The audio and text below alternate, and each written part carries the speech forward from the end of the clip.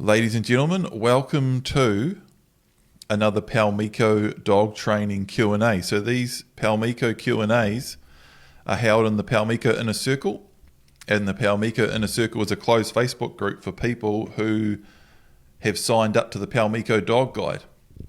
And the Paumiko Dog Guide is a separate website on its own where we have a whole bunch of videos which are designed to help you to train your own dog. So right from training a pup, if you're getting a young pup and you want to know how to get everything right with a young pup right from the start, through to retraining older dogs, there's loads in there. If you jump on Paumiko on Facebook or Instagram, links are in the bio on Instagram and at the Shop Now button on Facebook. Paumiko Dog Training on Facebook and Instagram. And if you hit those links, have a look around. It's pretty easy to find the links on there. Quite a few posts pointing to it. And if you go through to that website at the link, there's heaps of info, free videos, trailers, and a whole bunch of stuff there you can find out about that. But for now, we're going to get into this Q&A. So these questions are from people that are following the Paumiko Dog Guide. And we hold these Q&As so we can sort of answer people's questions and help people through issues they're having with their dog. So Alan here has a Border Terrier male puppy who was born January 2nd. This is a question from a while ago. We have started trying to do the stop command with him by saying, "Sit, Ernie." When he doesn't sit, we try to gently push his bum down, and that's what we do early on when we're training with a pup. We basically say sit, we're linking an action with a command, and we just say sit. We say the dog's name, so the dog's name here is Ernie, so you say Ernie sit, gently push the pup's bum down. As soon as they're sitting and relaxed, you give them a pat, and you're linking that sit command, Ernie sit, with the action of the pup sitting, and then as soon as they're sitting, they get praise, and it generally goes pretty well, and pups and dogs pick it up very quick. There's a whole heap more to it than that. That's the first step. And the sit command, which is basically our stop command, is something we work on for weeks and weeks, and we go through loads of different steps as we progress through our training. But the very first step is just that.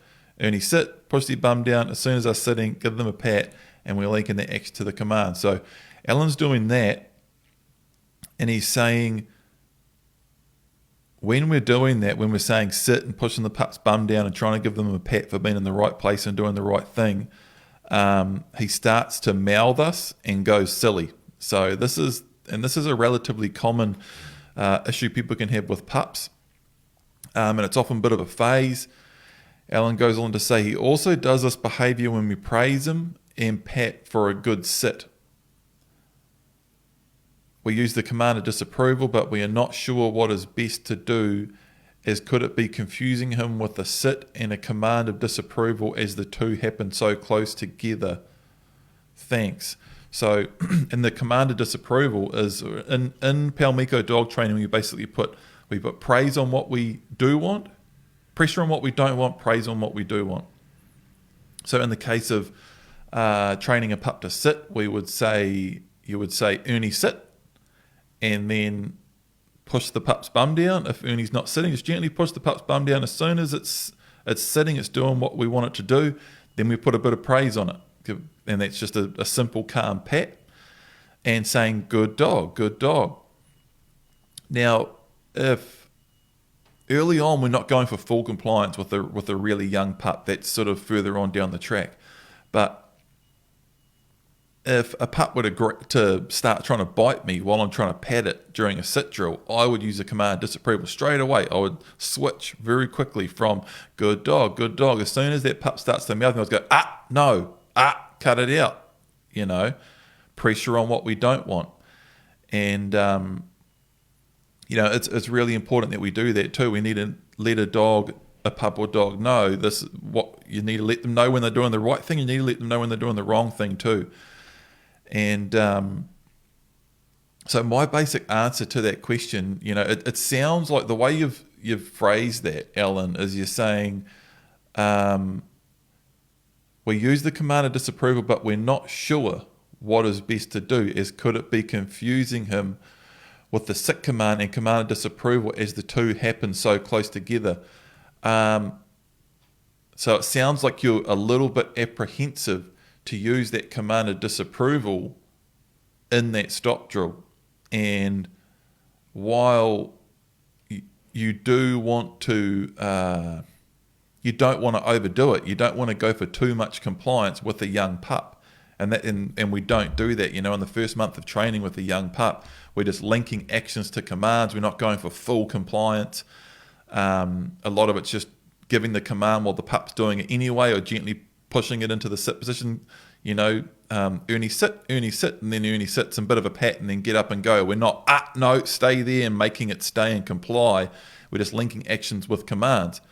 But later on, as we start to go for compliance, then you do have to begin using the command of disapproval, and you don't want to be apprehensive and wishy-washy about using it. You need to be very black and white and very clear. And if you ask the pup to sit, you tell it to sit. If it doesn't sit, you push its bum down. If it goes to get up before you want it to, you want to stop it. You want to cut it off with a command to disapprove. No, sit it back down. As soon as it relaxes, give it a pat. It's the sit drill is something that you should have very few problems with if you're doing everything right. That mouthing thing is a different issue, and it is a phase that pups can go through. And with some pups, it can be a difficult time, and you're trying to get your pup to sit and stay, and when it is sitting, then you're trying to pat it, and it's trying to mouth you, and next thing its paws are getting up off the ground, it's trying to paw you and mouth you, and it's more interested in playing and rough and tumble than it is doing the stop drills. And my advice there would be just to slow down and try to step back. Don't get into any unnecessary conflict with a young pup through trying to go for compliance with the stop drill. You're far better off just slowing down a bit and staying in that mode that we're in really early on in the first month of training with a young pup, where you're just trying to link actions to commands. And if the pup's not quite ready to do it yet, you're better off just disengaging and not doing it for a while, and just getting done what you can get done without getting into conflict with your pup. And as they get older and mature, you'll start to get more and more little windows where you'll say, Ernie, sit, and he'll sit down, and then you give him a pat, and you're like, oh, and he'll think, this is actually quite nice getting a pat sitting here. And the minute he starts mouthing you or pawing you, just pull away and disengage and get up and walk. And if your timing's really good with that, the pup learns very quickly that pawing and mouthing just makes you disengage and walk away. And if you say, Ernie, sit, and he sits down, you're going to stay there giving him a nice pat and saying, good boy, Ernie, good boy. The minute he starts pawing you or biting you, you can also link that with a command of disapproval. The second he opens his mouth on your hand or lifts a paw and claws at you, just say, and disengage, pull away and walk away. And then maybe walk for 3 or 4 minutes. Try it again. Break your drills up. Don't put your drills too close together. Quite often when a pup or dog starts getting annoyed in stop drills and they're pawing and biting and getting very restless and they're not enjoying it, you're doing too much too close together.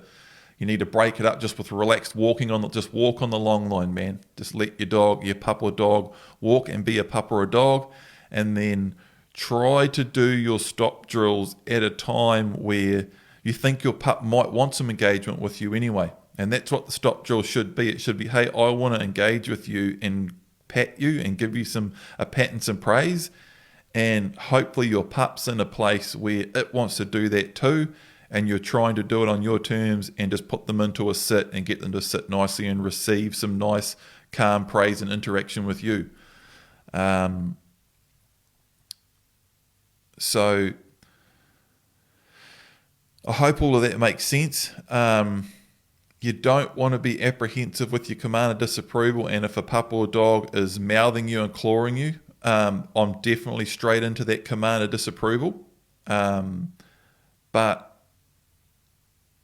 you don't want it to turn into this conflict thing where you're unnecessarily asking a pup or dog to sit, and you're getting too full on into it and doing too much of it when your pup or dog doesn't want to do it, and you're creating conflict where you're saying sit down at a time when the pup or dog's just not going to sit, and now you're in this battle of no, sit, and all of a sudden you're trying to use all these commands of disapproval, the pup's clawing you and mouthing and getting completely frustrated. That's when you just need to stop and take a step back, walk for ages, and get your dog relaxed, and then try again for a nice calm stop drill. I hope that makes sense, man. Georgia, she has a 10-week-old Rottweiler puppy, got her from a breeder 8.5 weeks, who is growling at her whenever I try and stop her doing something or move her or pick her up. She also bites me a lot and doesn't let go of things. I've tried a stern voice, sharp noise, example, a clap of the hands, pinning, scruffing. I'd stay well away from pinning and scruffing. And also ignoring, and so far nothing is working. If anything, it makes it worse, and her growling sounds like a dog attack. She was the top bitch of her litter of 13 and is really testing me at the moment. Please help. Any advice would be much appreciated. Now, this is an older question. It's been a while since we've done one of these Q&As, and a couple of these questions have been sitting around a while.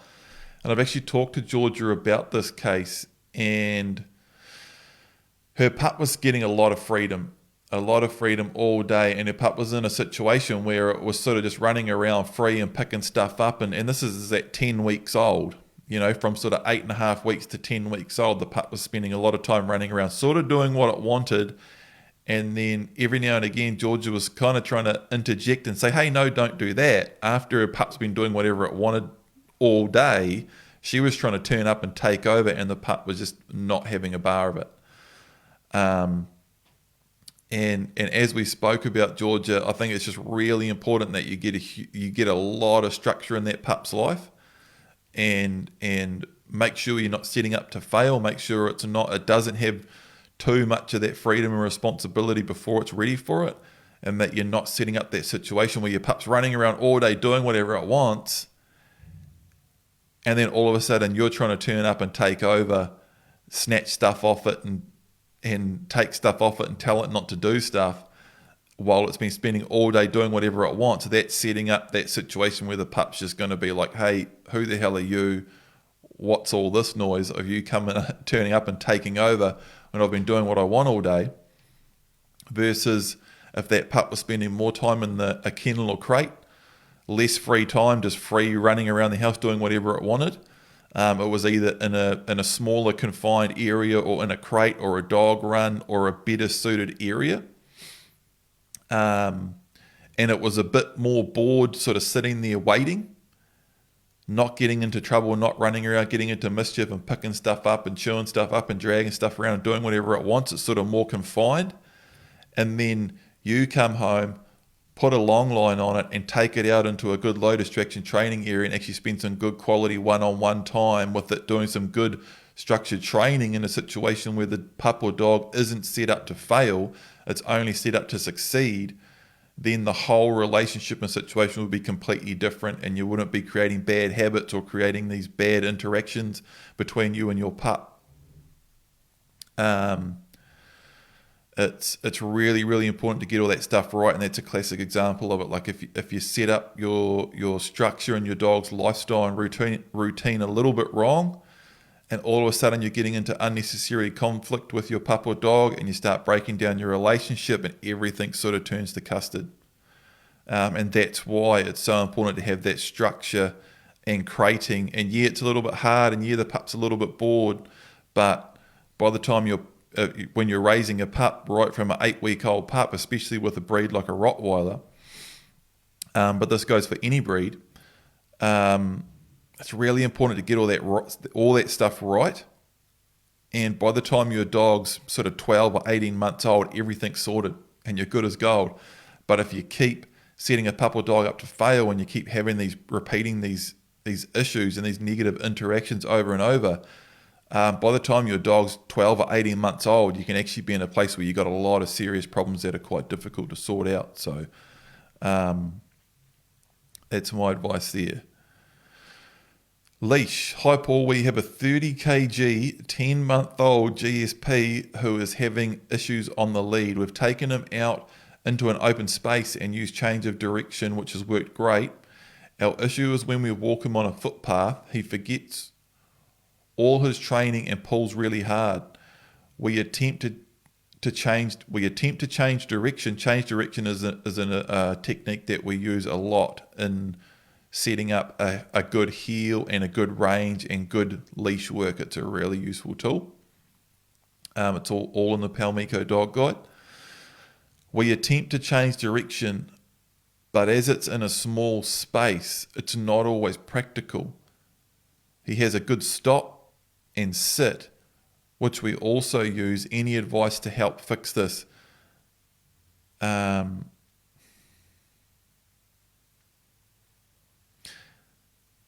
Yeah, I would. So what's happening here is you're basically telling me you're making good progress and not having issues in one situation, which is out in an open space on a long line, and you're having problems when you're trying to walk him on a footpath on a lead. So the best thing to do in a case like that, if you're working your way through training and you run into a situation, or you start taking the pup or dog into a new situation and start experiencing problems there, it's good to take a step back from that situation and keep working with the dog in the last situation that was working. So if you're making great progress and the change of direction was working well in a big open area, so I'm guessing like a sports ground or a big park or rugby field or something like that, and if everything was going okay there, and then you go to a footpath and your dog starts pulling and all of a sudden distractions are much closer and things are a surprise coming around the corner, and usually when you're on a footpath there's a road right next to you on one side and there's houses with dogs and people and things are coming around the corner and there's all these distractions and it's in a small space, and you can't really use a long line on a footpath either because you need to pull everything in much closer. I would spend more time out in a big open park where you've got more space. You can get further away from distractions. Things can't pop up around the corner. Take a step back in training. Get it sorted in that big area where it was working. A bit of patience. A 10-month-old male GSP there's a lot of intensity there. They're usually slow maturing. You need to exercise a lot of patience and be prepared to take steps back in training or just sit on one step for a long time until that dog's going to be ready to move on to the next step. Kath, our 5-month-old... Sorry, I'm just checking sound.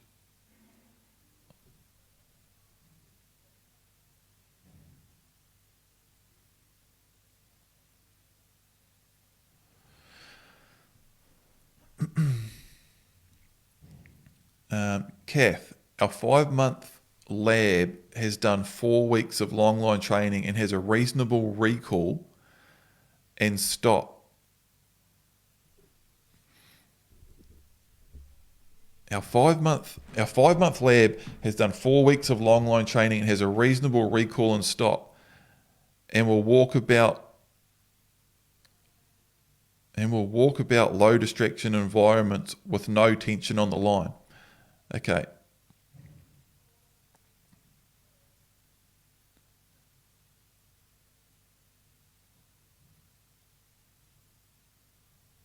Okay, 5-month-old lab has a reasonable recall and stop and will walk about low distraction environments pretty well. There are times when I need to put him on a regular collar and lead, but as soon as this is on, he pulls. I am concerned this will become a habit for him. Should I avoid using the regular lead as in brackets as much as possible until he has done more long line training, Yes, the answer is yes. Or can I also work with them on a lead in low distraction areas and try to correct the pull with change of direction?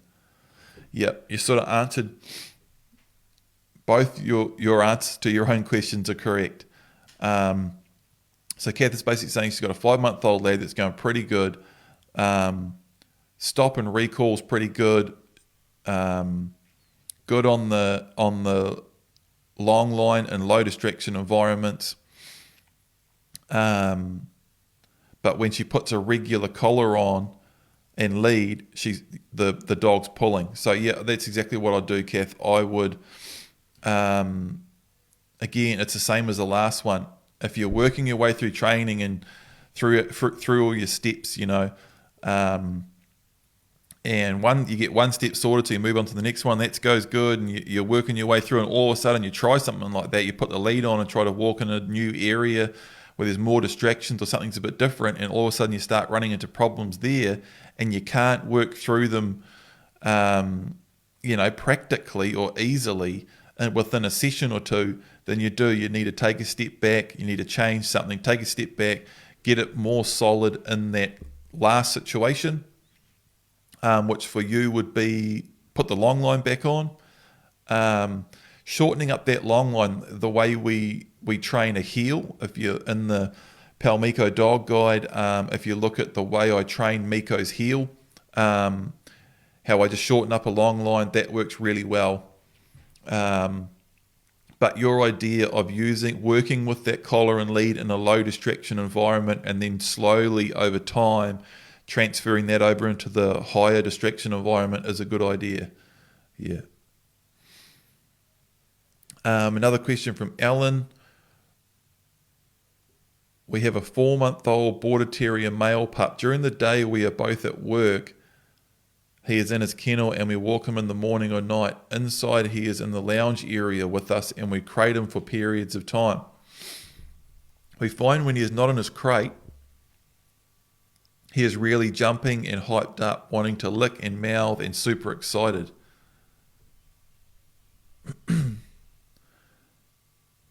We repeat the command of disapproval and move away, etc. But we find he might stop for a bit but starts up again. Do we just keep using the crate inside and limit his time out of it? I feel bad having him in there all the time, but he doesn't seem to always settle. When people arrive, he does the same thing, gets all excited and jumpy, etc. Should I be putting him on the lead or in the crate if I know someone is coming in? So Alan has said, I'm not sure about using the command of disapproval in my stop command. And then Alan's also said, I'm not sure about putting my pupper dog in a crate. And my pupper dog's mouthy and bitey and it jumps all over us and it's jumping all over everyone else. Sounds like you've been too soft on your dog to me. That's just the general vibe that I'm getting. You're a little bit apprehensive with putting pressure on it. Any type of terrier tends to be, quite plenty of intensity. They tend to lean on that more intense side, quite rambunctious and confident. And if your pup or dog's jumping all over you, mouthing and biting, and all of that sort of thing, you are a long way off from breaking down the relationship between you and your dog through too much pressure. You're actually doing the opposite. You're not using enough pressure, you're being too soft, and your pup or dog's walking all over you. You need to be harder on it, man. You really do. And, be firmer with your command of disapproval.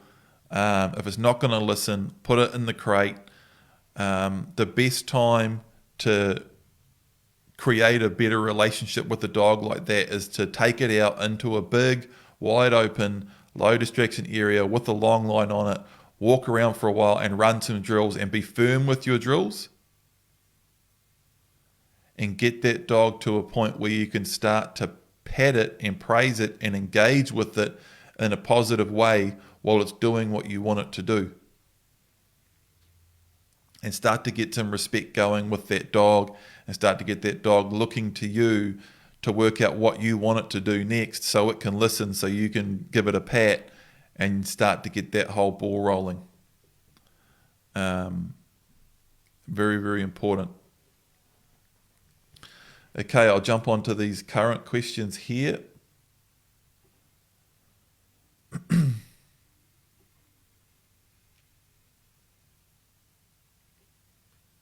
So Sam's saying, how long do you leave your puppy in the crate dog run? Is it all day and only let it out for the training time?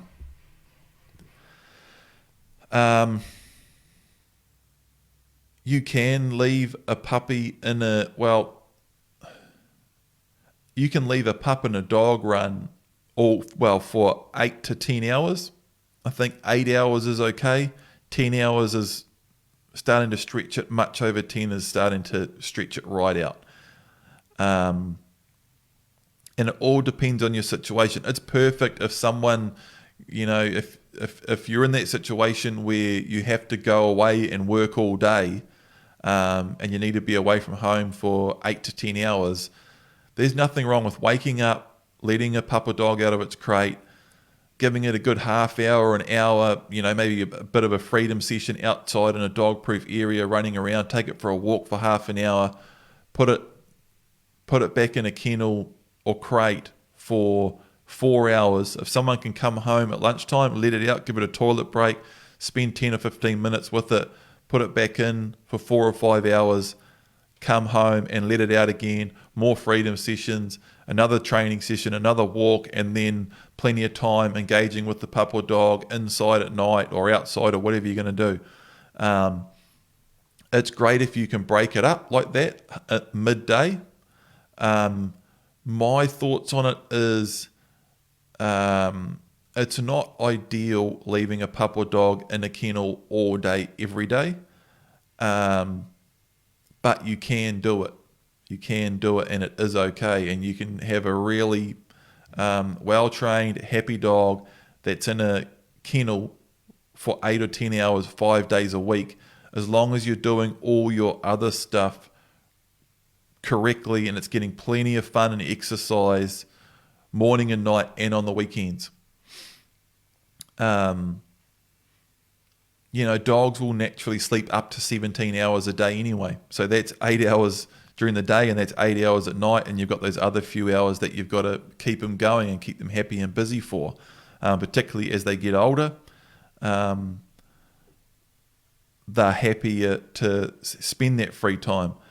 What is really important is that you're not leaving a pup or dog, or giving a pup or dog too much freedom in a situation where it can begin to learn bad habits. So leaving a pup or dog free inside when it's not properly house trained and it's going to the toilet everywhere, and it going to the toilet all through the house, chewing stuff up.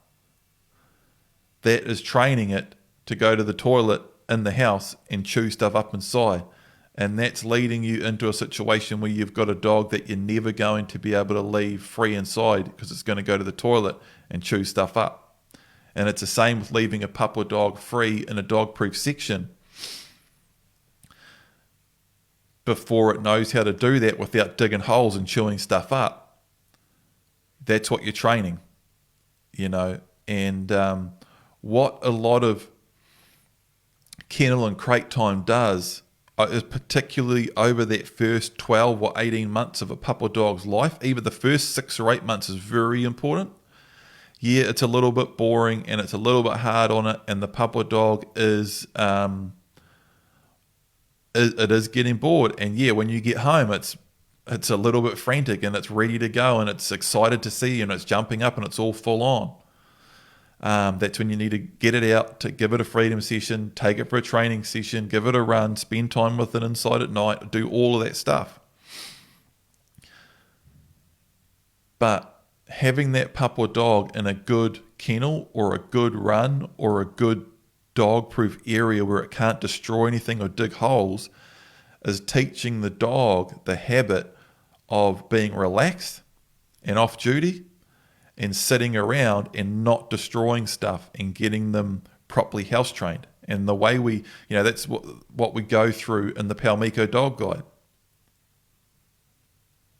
How to crate train a pup or dog properly, how to supervise them inside early on when you're first giving them that freedom inside, uncrated inside, so they know not to go to the bathroom inside.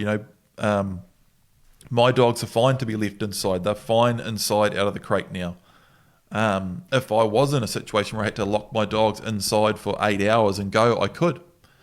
I can leave my dogs outside in the dog proof section, and they're good, But if you give them, it comes back to that principle of freedom, responsibility. Giving a pup or dog too much freedom or responsibility before it's ready for it is just setting it up to learn bad habits. And once I've got those bad habits, it's harder to give them that freedom and responsibility later on. But if you do it all step by step and you keep everything controlled and structured and you do all that kenneling and crating early on, now you've got a pup or dog that doesn't have the bad habits and it can actually enjoy more freedom and responsibility later on and more time out of the crate and kennel. You've got to do the work first. Hope that makes sense.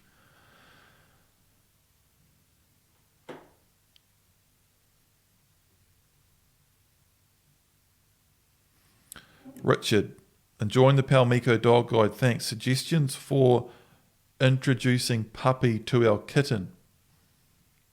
We have a 12-week-old heading dog pup and a 4-month-old kitten. They are only together in the room when supervised, but they are constantly scragging. I'm guessing that's playing and fighting and stuff. Cat isn't upset by the dog at all.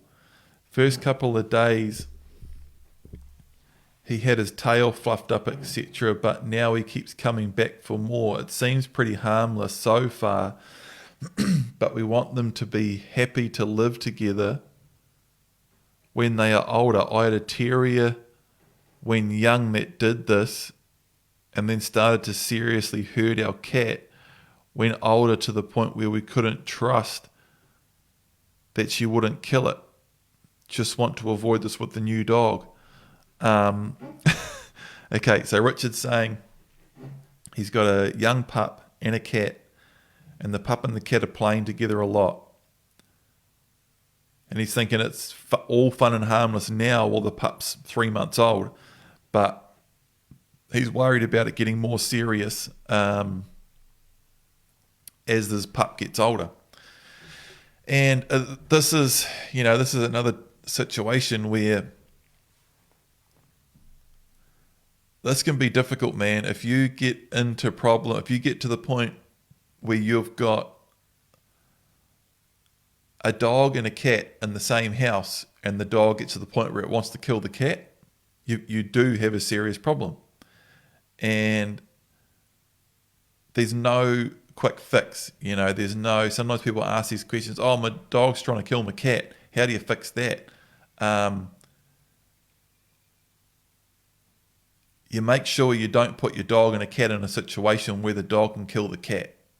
That's the only 100% safe way. There's no drill that you can do. There's no trick. There's no treat. There's no special collie or spray or nothing that's going to stop that dog wanting to kill that cat.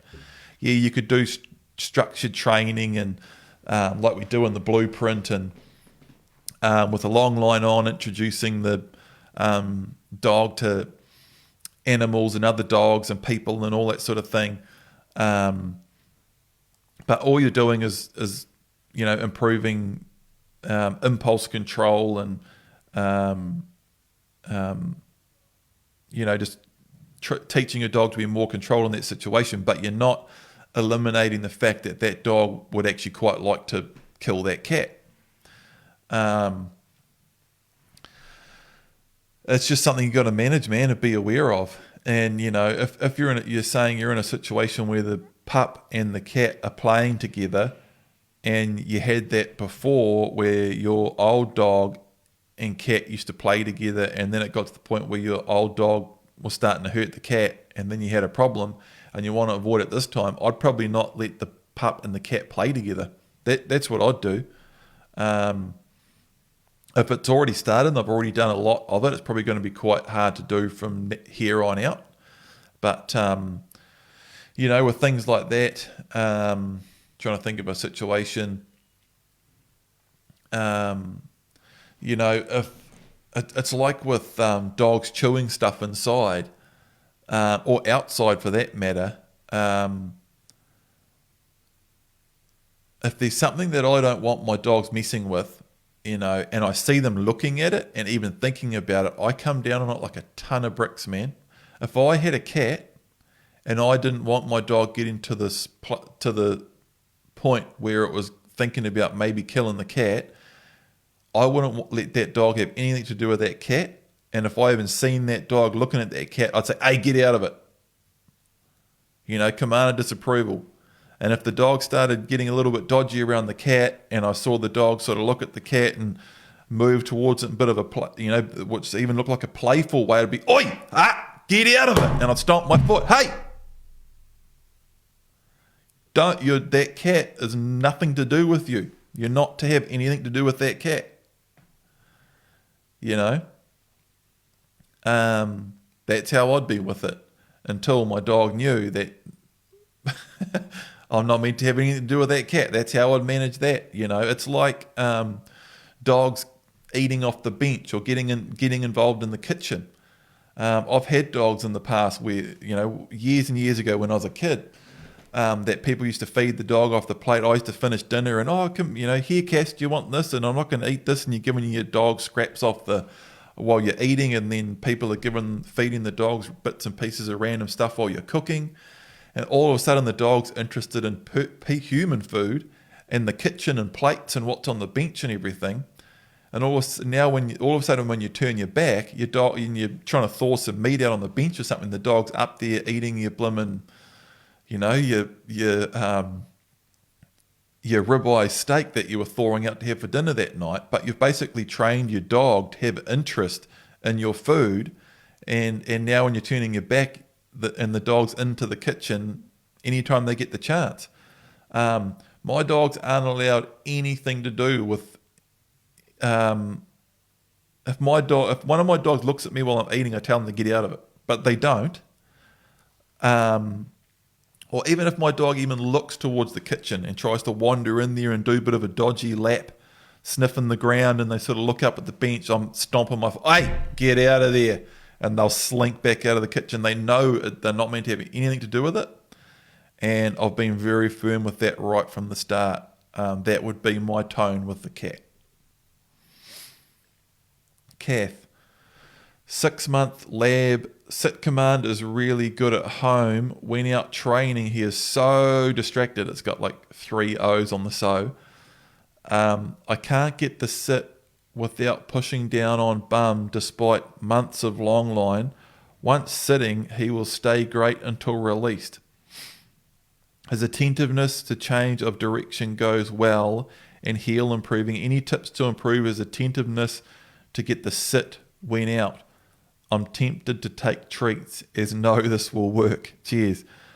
I wouldn't use treats because it's sort of saying to the dog, okay, so I've realised that you're not going to listen to me, so here's a treat. Will you sit for that?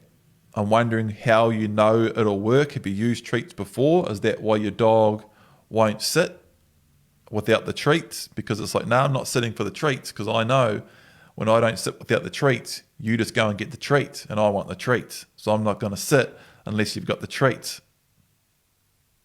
So now... Does that make sense? And now your dog's training you.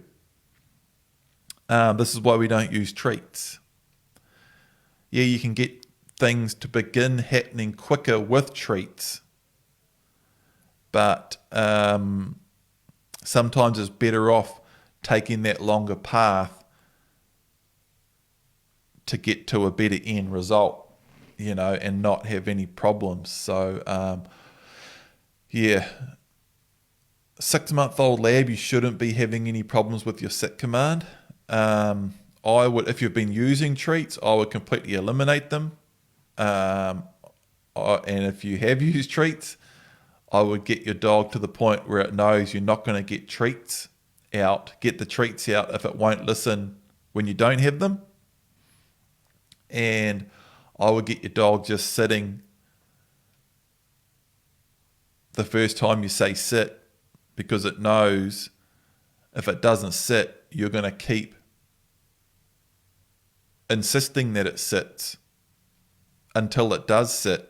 And then as soon as it sits, all it's going to get is a pat and praise and positive interaction from you. And the sooner it sits and it stays there, the sooner you're going to release it and you can move on again. And I'd take the whole treat thing out of it. There's nothing I can really tell you to get your stop or your sit going better that isn't in the Paumiko Dog Guide. But that whole treat thing is I'm tempted to take treats as I know this will work. I'll be interested to know if you've used treats before. If you're still listening, Kath, have you used treats with that dog before? I'll be interested to know. Yeah.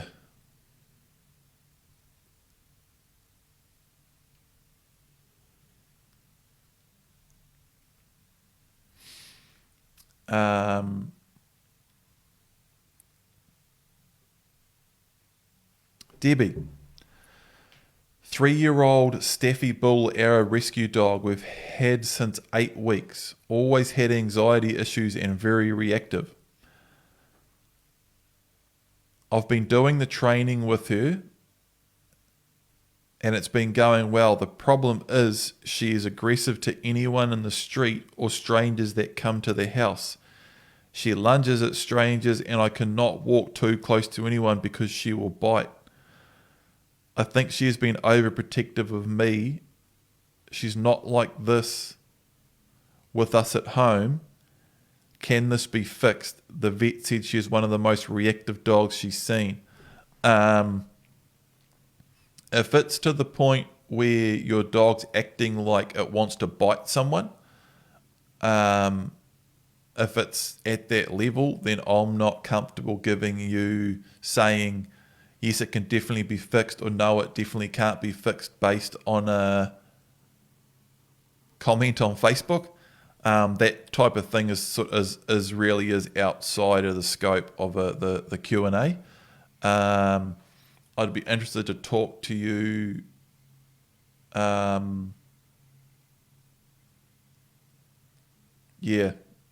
maybe on the phone or something, or flick us a message.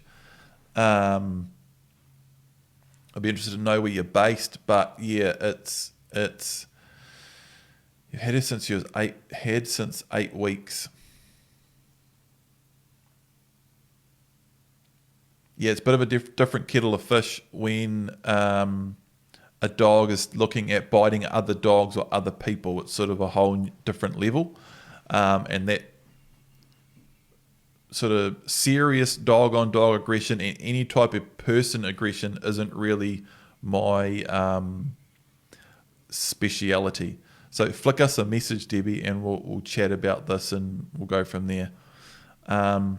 Richard, so far we really only have... so this is Richard talking about the cat and the dog. So far we really only have one or the other in the room with us, or have pup in the crate, as cat only occasionally shows interest in her there. Otherwise we're using the command of disapproval, which works for pup, but not the cat. Happy to maintain exclusion until they are both older, but is it something that they'll grow out of, and what would be a good way to foster mutual respect? Man, I'm more of a dog person than a cat person. It's really something I don't have cats. I've never trained dogs to not show interest in cats. I've trained, for example,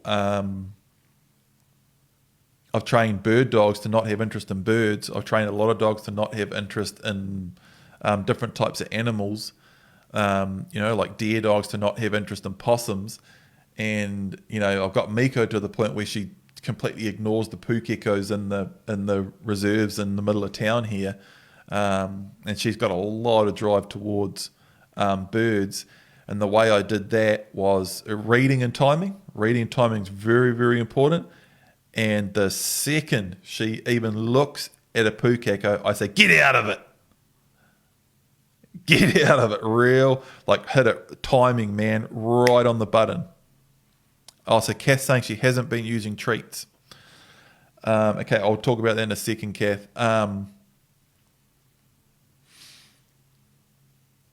Again, man, what I said earlier, I would just be ton of bricks. That dog is not to have anything to do with that cat. It's not even meant to look at it. That cat should not exist to the dog. And that's what Miko's like with the pukekos. I've been working on it a lot. There's also pukekos at my mum's place. And I've actually we were talking about this in the wrap-up videos that we're going to put in the Paumiko dog guide when we get back in a couple of weeks. But and I've got footage of Miko chase the pukekos. You know, I was talking in the Paumiko dog guide about Miko has broken a couple of times and had a bit of a romp, bit of a run. And I've tried to use my stop or recall command. She hasn't listened and she's just gone for a run. I got that on footage and it was chasing bloomin' pukekos. So I've been very diligent and very careful and strict. And that was her whole vice. That was her thing. That was the thing that she chose to do, was she chased that one bird one day. Early on, I wasn't careful enough and we're down at the beach and I had her just dragging the long line and a bird come flying past real low and Miko took off after it and I went, Miko, come! And she just switched her ears off and went, and she went on like a sort of, probably a 1 minute romp about a couple of 100 meters up the beach chasing this bird, and then she realized how far away from me she was and she turned around and come back. And ever since then, she's tried to do it a couple of times and it's been a little bit dicey. And I've been very careful over the last couple of months, and she's got to the point now where it just doesn't even exist. We come around the corner. I was actually riding the bike and had her off the leash, off the long line, completely free running, and I come around the corner and there was two pukekos just walking on the grass, and Miko sort of half turned and seen them, and it was like they weren't even there. We just ran on past, you know. So, and that was by being really careful, really trying to eliminate the situation. And if I was going into a situation where there were birds, I was right on the long line. And if Miko looked at them, I was like, get out of it. Very firm on it. Check on the long line. No. Just any time she was showing interest towards birds, I was commanded disapproval, putting pressure on it until she learnt that birds aren't for me. We're walking past them. And it's bloomin' worked, man. So, stuff like that, it's not easy. Some of those things aren't easy to deal with, man. And, in the case of Miko with that bird thing, that's 6 months in the making. 6 months of, okay, I've got a problem with this. I've got to be really careful, really diligent, not set her up to fail on it. And I'm going to have to work really hard. And if I do everything just right, I should be okay. And it looks like I'm okay. Yeah. So Kath hasn't been using treats. Man,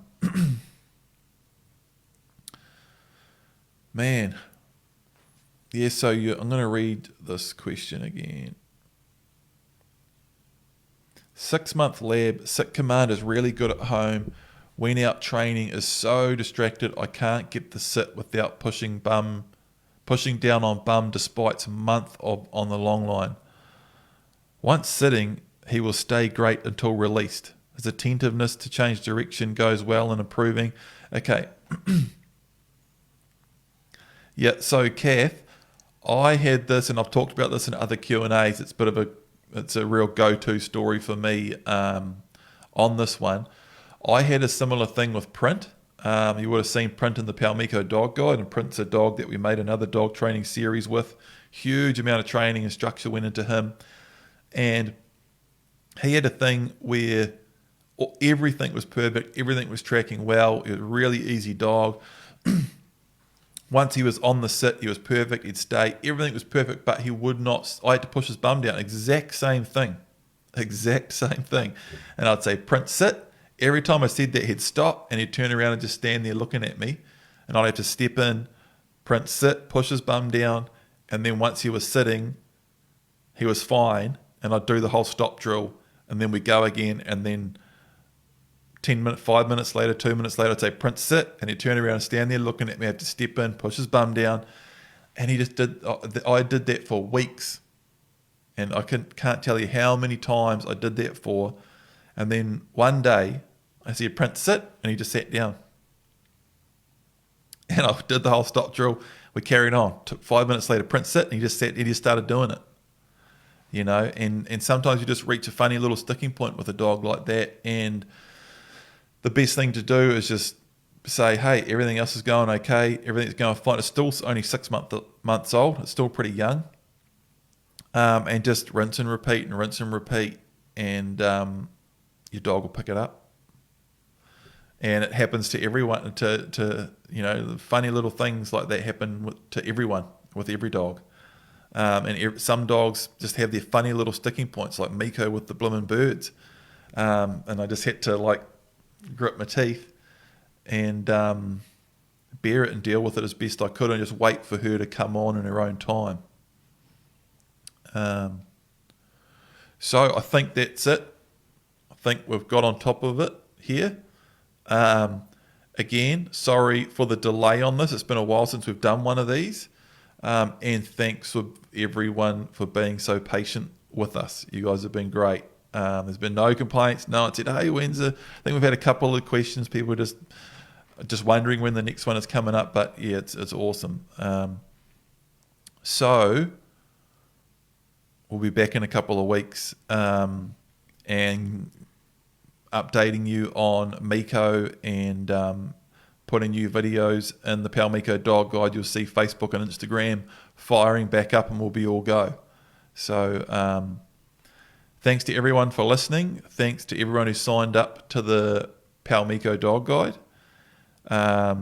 If you're listening and you haven't signed up to the Paumiko Dog Guide and you want to learn more about it, you can go to Paumiko Dog Training on Facebook and Instagram. Also YouTube, there's a ton of stuff there, a heap of Q&As and things. But if you go to Paumiko Dog Training on Facebook, Instagram or YouTube and have a look around, check out the link in the bio or the shop now button on Facebook, or have a look in a few descriptions or whatever, you'll find links to the Paumiko Dog Guide, and there's a full trailer, loads of information and options there. And you can also always flick us a message or ask us a question too. So thanks everyone. We will see you soon.